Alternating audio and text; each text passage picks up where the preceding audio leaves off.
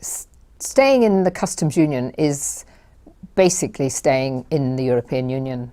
We wouldn't be getting control of our trade arrangements, which is so crucial to looking to the future, and we would still be subject to EU regulations. We would be subject still to the European Court of Justice, and I don't really see any customs arrangement that wouldn't give us still that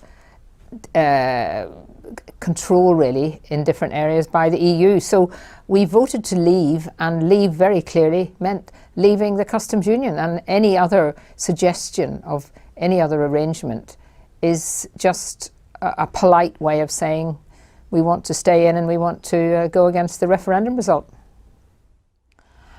I think it's important for the public to understand, and I think they actually do, is that there are a number of members of Parliament and members of the House of Lords, and indeed members of what could be broadly described as the establishment, who have never accepted the result of the referendum. They didn't think anyone would vote to leave.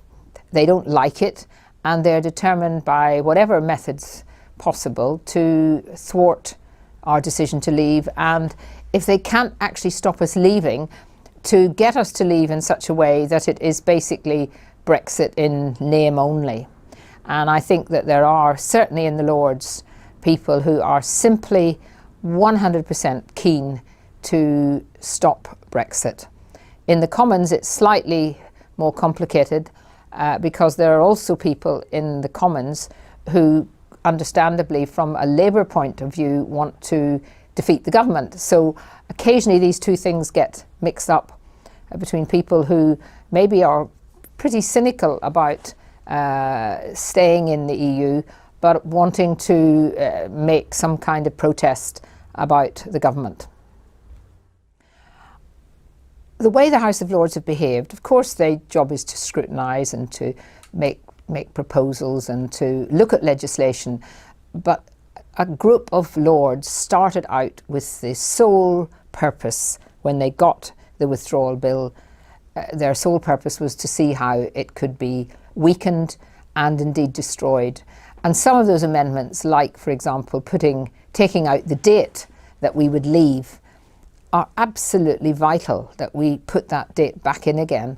And I think what the public are now seeing is the really the face of the Lords that is just not acceptable anymore in a democratic country. And we've seen, of course, over 100 Lib Dem Lords who were there mainly because of the coalition government.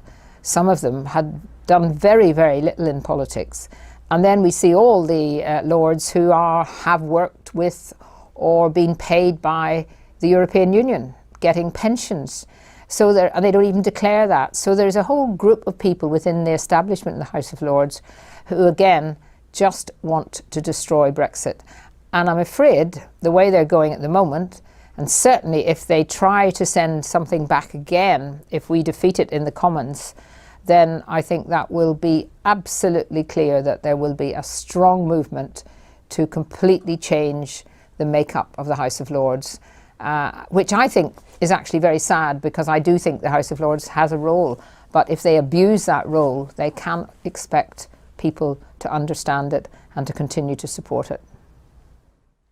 I find it really disappointing the way the Irish government is in hock with the EU Commission to use the question of the border as a weapon, really, to again try to get the United Kingdom to stay in the customs union and in the single market.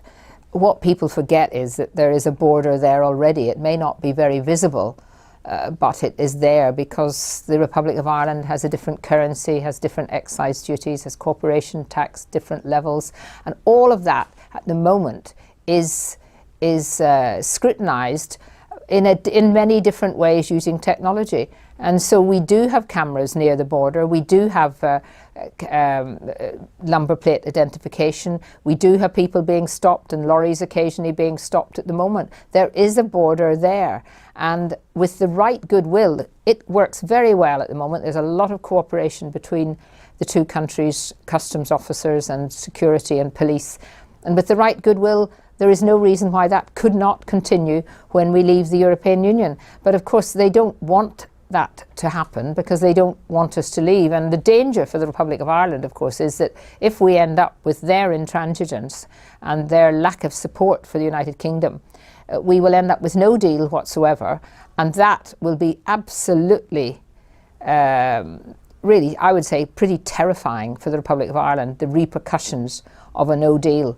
So my view is that the new Taoiseach, who has changed the attitude of the Irish government to Brexit from his predecessor, who was being very cooperative and having meetings about how we could make it work, really needs to look at what he's doing and to stop using the Belfast Agreement as some kind of weapon against Brexit.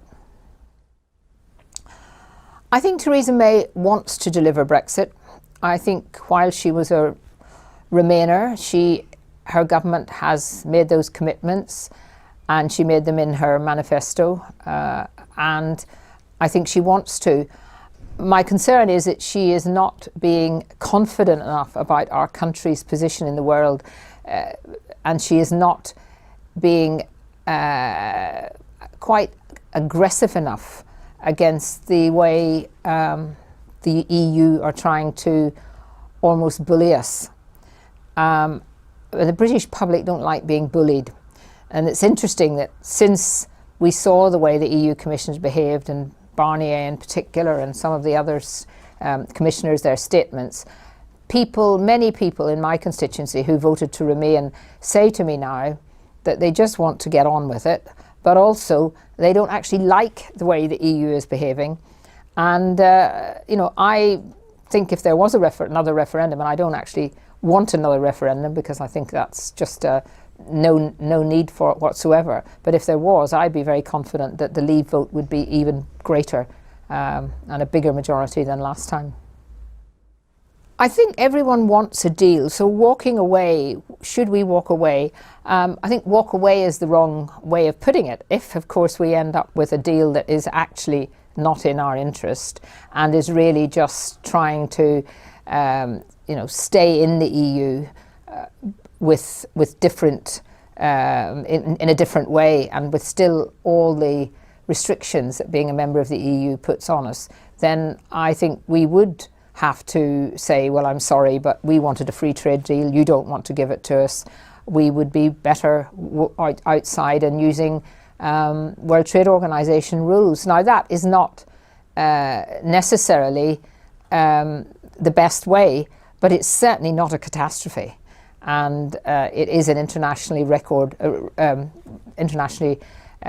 recognised way of dealing with trade, and we would get our own position as a country back on the WTO rather than just being one of having someone from the EU representing us. So no, it wouldn't be a catastrophe, but it would be better if we could get this agreement. And I think the EU risk the danger that if they continue to be so intransigent and putting up so many barriers before we even get down to discussing trade properly, then there is a risk, yes, that we might have to say, sorry, we'll be like the rest of the world who are not in the EU and be under WTO rules.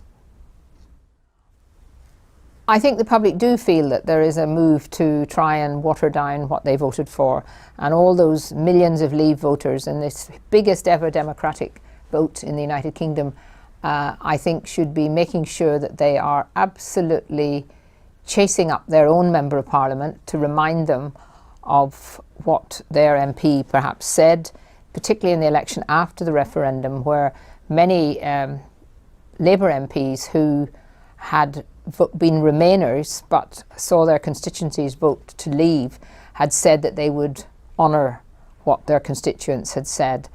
I think they should be getting their MPs and telling them what they think if they do anything that is really pretending that it's in the economic interest of the country but is actually about wrecking us leaving the European Union.